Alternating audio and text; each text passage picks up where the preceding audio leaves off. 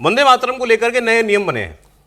मोदी सरकार ने भारत के राष्ट्रगीत वंदे मातरम को लेकर नई गाइडलाइंस जारी की हैं और इसमें कहा गया है कि सारे सरकारी प्रोग्राम्स में, स्कूलों में और दूसरे औपचारिक आयोजनों में जहां राष्ट्रपति हो, मुख्यमंत्री हो, गवर्नर हो, यानी ऑफिशियल उसमें ये राष्ट्रगान से पहले गाया जाएगा। जब जनगण मन बाद में पहले वंदे मातरम गाया जाएगा। हर व्यक्ति का खड़ा होना इस पर मौजूद होगा। गृह मंत्रालय के ऑर्डर में साफ कहा गया है कि अगर राष्ट्रगीत वंदे मातरम और राष्ट्रगान जनगण मन साथ में हो तो पहले वंदे मातरम गाया जाएगा और इस दौरान गाने या सुनने वालों को सावधान की मुद्रा में खड़ा होना पड़ेगा, जैसे राष्ट्रगान के वक्त होना पड़ता है। अच्छा, ये भी कहा गया है कि स्कूलों में दिन की शुरुआत इसी वंदे मातरम से होनी चाहिए। और सबसे अहम बात, अभी तक वंदे मातरम के 2 ही पैरा गाए जाते थे, लेकिन नए नियमों में पूरा वंदे मातरम यानी 6 के 6 पैरा गाने पड़ेंगे। इसकी ड्यूरेशन भी बताई गई 3 मिनट 10 सेकंड। अब यहां कैसे आई बात, इसमें होना ही था विवाद। अभी 150 साल हुए हैं वंदे मातरम को, उसके जश्न भी, उसको सेलिब्रेट भी किया गया पार्लियामेंट के अंदर भी। और क्या कहा था प्रधानमंत्री ने कि कांग्रेस ने केवल देश नहीं बांटा, उन्होंने वंदे मातरम भी बांट दिया था। क्यों वंदे मातरम पूरा नहीं गाया जाता, आप सब जानते हैं। उस सब इतनी बहस हो गई उस पर कि उसके बाद 2 पैरा के बाद कुछ जो स्टैंजा हैं उसमें देवी की आराधना, देवी स्तुति ऐसे शब्द हैं।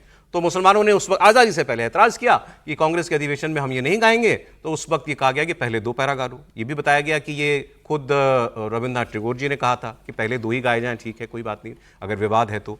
अब इस पर रिएक्शंस आ रहे हैं, तो पहले मैं आपको दिखाता हूं। इमरान मसूद कांग्रेस के सांसद हैं, इन्होंने भी ऐतराज किया। एक एनसीपी की सांसद है, उन्होंने भी ऐतराज किया।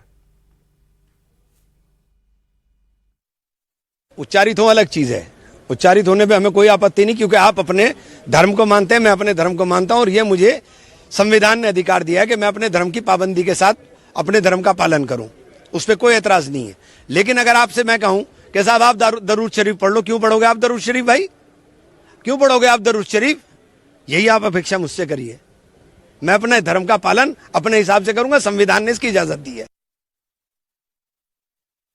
बंदे बीजेपी के राज्यसभा के सांसद हैं गुलाम अली खटाना, उन्होंने इसका स्वागत किया। मुसलमान है वो कह रहे हैं कि इस्लाम में कहा गया है कि देश पहले, देश जरूरी है। वंदे मातरम जैसे सॉन्ग ने लोगों में एक उत्साह, एक जज्बा पैदा किया देश की आजादी के लिए। उसका एहतराम करना, उसकी इज्जत करना, इस्लाम तो यहां तक इजाजत देता है कि आप जिस देश में रहते हैं उसके हाकम की इज्जत करना। अब जमहूरियत तो ये कहती है आप हाकम को भी क्रिटिसाइज कर सकते हैं, ठीक है ना। तो बहुत सारी चीजें बीएनएस को हम एंजॉय करते हैं और तब हमें मुस्लिम पर्सनल लॉ भूल जाते हैं। अब आप एक सिचुएशन इमेजिन कीजिए, स्कूलों में तो होगा ये, स्कूलों में कोई प्रॉब्लम नहीं है, सिनेमा हॉल में गाना गाया नहीं जाना, वहां दिक्कत खत्म हो गई। मैं कह रहा हूं आप कोई प्रोग्राम, सरकारी प्रोग्राम पार्लियामेंट में आप इमेजिन कीजिए क्या होगा। राष्ट्रपति का भाषण होता है, पहले राष्ट्रगीत गाया जाएगा, उस वक्त मुस्लिम सांसद क्या करेंगे। मुझे याद आ रहे हैं संभल के पुराने सांसद जो थे, अब जो सांसद हैं उनके दादाजी शफीकुर रहमान बर्क, उनके बारे में बड़ी कंट्रोवर्सी हो गई थी। वो तो राष्ट्र गान पे उठ के चल दिए थे, हुआ था ना सर, पार्लियामेंट में, है ना, पार्लियामेंट में उठ के चल दिए थे, बड़ा विवाद हुआ था। अब जब वंदे मातरम गाया जाएगा और पूरा वंदे मातरम गाया जाएगा, तब क्या होगा, संसद में क्या होगा हमारी, समीर जी? बात सिर्फ संसद की नहीं है सौरभ जी, संसद में तो जो होगा 2-4 सांसद विरोध करेंगे, लेकिन बाकी जगह कोई किसी प्रदेश के अंदर अगर हो रहा है, बंगाल में अंदर अगर सरकार का कोई कार्यक्रम हो रहा है और वहाँ पर बहुतायत ममता बनर्जी के नेता बैठे हुए, कार्यकर्ता बैठे हुए उस कार्यक्रम के अंदर, अगर वहाँ बचता है तो वो कैसा रिएक्ट करेंगे इस बात को, क्या वो बजाएंगे वहाँ पर? तमाम जगह इस तरीके से विरोध होगा, लेकिन मुझे लगता है कि टीएमसी को उसका समर्थन करना चाहिए। भाई बंगाल के बंकिम चंद्र चटर्जी ने इसको लिखा था, आनंद मठ में शामिल हुआ, कांग्रेस को 1896 के जो अधिवेशन था उसके अंदर इसको रविन्द्रनाथ टैगोर ने खुद ने गाया था, उस समय कांग्रेस के अध्यक्ष मुसलमान थे। ये विवाद तब शुरू हुआ जब 1906 में मुस्लिम लीग ने बनने के बाद कहा कि भाई इसको हम नहीं गा सकते, इस्लाम विरोधी है। तो उस समय कोई किसी तरह का विवाद ना हो, इसलिए कांग्रेस ने कदम पीछे खींचे। तो अभी भी कायम है ना मुस्लिम समाज, लेकिन मेरा वही कहना है, वही लोग जो भी काम इस पर अड़िग है, जो मुस्लिम लीग की मानसिकता के लोग वो इसका विरोध कर रहे हैं। अब जब भारत सरकार ने तय कर दिया है कि आपको राष्ट्रगीत और राष्ट्रगान दोनों गाना होगा, ठीक है, जब होम मिनिस्ट्री ने अधिसूचना जारी कर दी है, जब 150 साल उसके हो चुके हैं, तो उसमें गाने में क्या तकलीफ है? मुझे लगता है जितना सम्मान राष्ट्रगीत गान का है उतना राष्ट्रगीत का सम्मान आप कीजिए, उसमें क्या तकलीफ है किसी को करने के अंदर? विजय जी क्या अब इसका, मैं तो फॉलोआउट पूछ रहा हूं, इसका क्या होगा?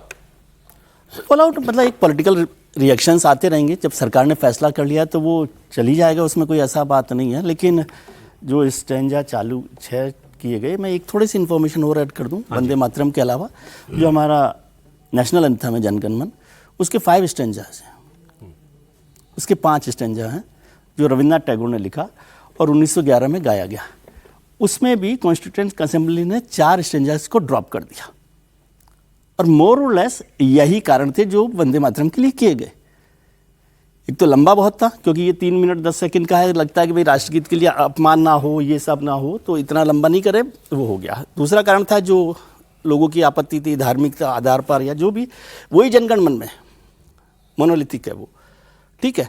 तो क्या सरकार अब एक कदम और आगे बढ़ना चाहिए कि वो राष्ट्रगान के भी 4 स्टैंजा इसमें शामिल कर लिए जाए। इस पर अरशद मदनी जी जमीयत उलमा इनके अध्यक्ष हैं, उनका रिएक्शन है। वंदे मातरम को राष्ट्रीय गीत के रूप में सभी सरकारी कार्यक्रमों में, स्कूल कॉलेजों आयोजनों में समस्त पंक्तियों को अनिवार्य करना केंद्र सरकार का न केवल एक पक्षपाती और जबरदस्ती थोपा गया फैसला है, बल्कि ये संविधान में दी गई धार्मिक स्वतंत्रता पर खुला हमला और अल्पसंख्यकों के अधिकार छीनने का निंदनीय प्रयास है। अधिकार छीनने जा रहे हैं वंदे मातरम। मूल बात यही है कि ये भला कैसे हो गया।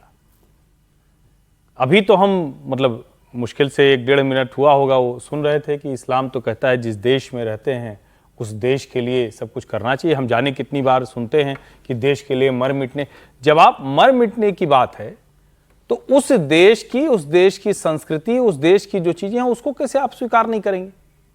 और ये जब कहते हैं कि भारत के साथ, तो भारत को अगर आप उस तरह से देख रहे हैं तो फिर ये भी मानिए कि वही संस्कृति है यहाँ की मूल, ये तो मानना पड़ेगा ना। किसी भी जगह पे, किसी भी हिस्से में आप जाते हैं, आप तुर्की में जाके थोड़ी ना कहेंगे कि भारत की जो संस्कृति, हिंदू जो संस्कृति उसको लागू करें, या कहीं भी ये कहेंगे क्या? नहीं कहेंगे। हाँ, आपको आपकी स्वतंत्रता होनी चाहिए। डेमोक्रेसी में आपको अपने जो भी आस्था है, पूजा है, उसकी स्वतंत्रता, लेकिन राष्ट्रगीत और राष्ट्रगान पर सवाल खड़ा करना ये निश्चित तौर पर मतलब जिसको कहते हैं ना कि जो पॉलिटिक्स हुई 1937 के बाद, उस पॉलिटिक्स लास्ट लाइन में लास्ट पैरा भी पढ़ देता हूं मैं अरशद मदनी जी का। याद रखिए, मुसलमान केवल एक अल्लाह की इबादत करता है। हम सब कुछ बर्दाश्त कर सकते हैं मगर अल्लाह के साथ किसी को शरीक करना कभी स्वीकार नहीं कर सकते। इसलिए वंदे मातरम को अनिवार्य कर देना संविधान की आत्मा, धार्मिक स्वतंत्रता और लोकतांत्रिक मूल्यों पर खुला हमला है, ये वो कह रहे हैं। नहीं, इसका मतलब कोई और तर्जुमा ये हुआ कि हम संविधान को भी नहीं मानते।